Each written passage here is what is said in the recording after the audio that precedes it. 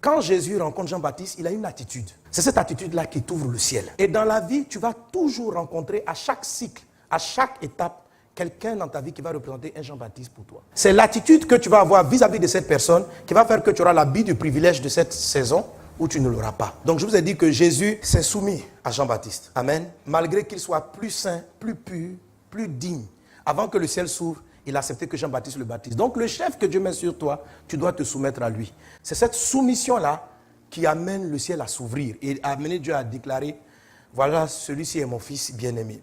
Je vous ai expliqué la dernière fois, qu'est-ce qui empêche les gens d'être soumis? La première des choses, c'est vraiment l'indépendance et puis associé aussi à la notion de l'égoïsme. Très souvent, on regarde des personnes, on décide de se soumettre à elles si on les estime plus intelligentes ou disposant de plus de moyens que nous. C'est une mauvaise tendance de soumission. Jésus est Dieu. C'est pourquoi quand il est arrivé au baptême de Jean, Jean a refusé de le baptiser. Mais Jésus a expliqué à Jean, on doit faire ce que le Père a dit. Et quand Jésus s'est soumis, malgré que toute logique devait l'empêcher de se soumettre, c'est cette contradiction-là entre ce qui est logique et de faire ce qui est fait parce que c'est toi qui as été établi chef. C'est toi qui as été établi comme mon dévancier. Reconnaître que cette posture-là est une faveur qui vient de Dieu et honorer la position que Dieu lui a donnée et te soumettre, même si en connaissance tu es plus grand que la personne, cette attitude de soumission amène le ciel à s'ouvrir et Dieu a dit tu es la personne bien-aimée. On est obligé de revenir là-dessus parce que, je vous assure, c'est un des mots dans la parole de Dieu le moins bien compris. Les gens ne savent pas ce que signifie la soumission. Ils pensent que c'est l'obéissance. L'obéissance est dans la soumission, mais l'obéissance n'est pas la soumission. L'obéissance entend la lettre, c'est-à-dire ce que la personne a dit. La soumission entend ce que la personne même n'a pas dit, son esprit. Et elle obéit même à l'esprit. Tu as pu être soumis à ton père, tu as pu être soumis quand tu étais à l'école primaire. Mais peut-être que quand tu es rentré dans le monde professionnel, tellement tu avais eu des lauriers dans ta vie que tu t'es cru trop grand pour appliquer la soumission pour ta vie professionnelle. Et la résistance s'est mise devant toi. Joseph s'est retrouvé en prison, mais il était soumis au chef de la prison. Et ça lui a donné la faveur du chef de la prison. Que la soumission soit comprise et appliquée. Est-ce que Dieu amène Dieu à te sélectionner de manière particulière? Que cela soit ton partage au nom de Jésus. Être soumis, c'est de l'amour. La Bible dit, Marie, aimez vos femmes, femmes, soyez soumises à votre mari. Mais en réalité, dans les deux cas, c'est l'amour, le vrai amour. La soumission, c'est juste l'amour que le subalterne manifeste vis-à-vis du chef. La soumission donne. Quelqu'un qui est soumis, il cherche à décharger l'autre. Les gens qui sont simplement obéissants, mais qui ne sont pas soumis, ne te déchargent pas. Quand vous trouvez quelqu'un de soumis, c'est comme si votre esprit est apaisé. Et vous êtes prêt à donner à la personne même beaucoup de choses. Elle rentre dans vos privilèges. Alléluia. Et chaque fois que tu es confronté à un chef, il faut comprendre sa charge, sa mission. Tu comprends l'esprit et tu commences à travailler pour le décharger. La soumission ne s'impose pas. Celui qui est soumis, il convainc l'autre. C'est ce qui s'est passé avec Jésus. Regardez comment Jésus était soumis à Jean-Baptiste. Quand il arrive, Jean-Baptiste dit non, tu ne peux pas te baptiser. Jésus ne dit pas, qui est le chef entre nous, toi et moi? Jean-Baptiste, baptise-moi! La Bible dit, Jésus lui répondit, laisse faire maintenant, car il est convenable que nous accomplissions ainsi tout ce qui est juste. Et Jean ne lui résista plus. Donc au début, il y avait une résistance. Jésus a amené.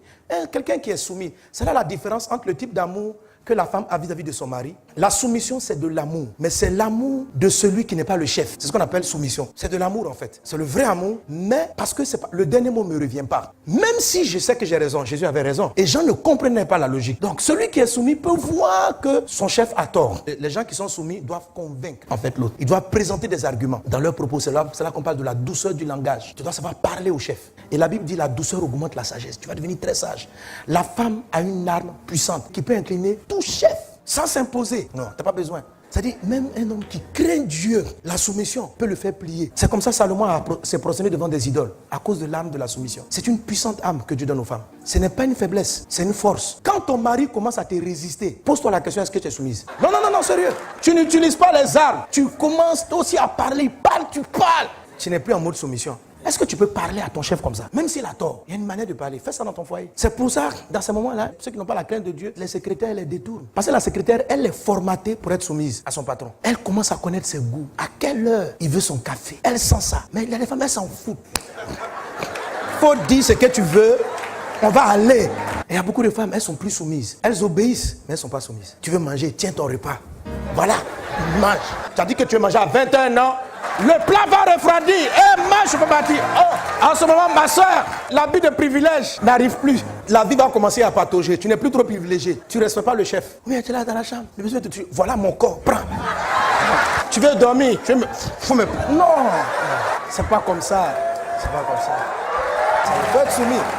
Donc, il y a différentes étapes. Il y a des moments où tu es privilégié. Il y a des moments où tu peux perdre l'habit de privilège. Parce que Tu n'as pas su te soumettre. Il faut faire ça avec tous les chefs. Et quand tu fais ça, tu inclines les cœurs de tous les rois. C'est ce qu'il dit. Femme, si votre mari n'obéit pas à la parole, faites en sorte qu'il soit gagné sans parole. Par votre attitude, par la parure intérieure. Il est en train de te dire, tout homme, quel que soit ce qu'il dit, il y a une parure intérieure qu'on appelle le sous-vêtement de l'esprit, l'habit du privilège qui est déclenché par la soumission, l'incline. C'est pourquoi si vous voulez les faveurs du ciel, soyez soumis à Jésus. Jésus, il faut connaître sa charge, il faut le décharger. Lui aussi, il a des fardeaux, il a des défis, il a des challenges. Les chrétiens soumis, ce sont des gens qui ne se contentent pas d'obéir, il ne faut pas voler, il ne faut pas mentir, il ne faut pas commettre impudicité. Ils vont plus que ça. Non seulement ils obéissent à la parole, mais ils commencent à comprendre qu'est-ce que Jésus aime, qu'est-ce qu'il veut. Et puis ils disent, avec les talents qu'ils ont, ils vont le décharger. Seigneur, attends, j'ai fait ça. Tu veux que lui là soit sauvé? Je vais aller le voir. Je vais lui parler de ta part. Tu veux que, quand il décharge Jésus, Dieu met une marque sur toi. Amen. C'est pourquoi il y a des chrétiens obéissants à la parole de Dieu qui ne sont pas privilégiés. Mais ces chrétiens soumis sont privilégiés. Que Dieu vous bénisse abondamment. Que sa grâce soit dans ta vie au nom de Jésus.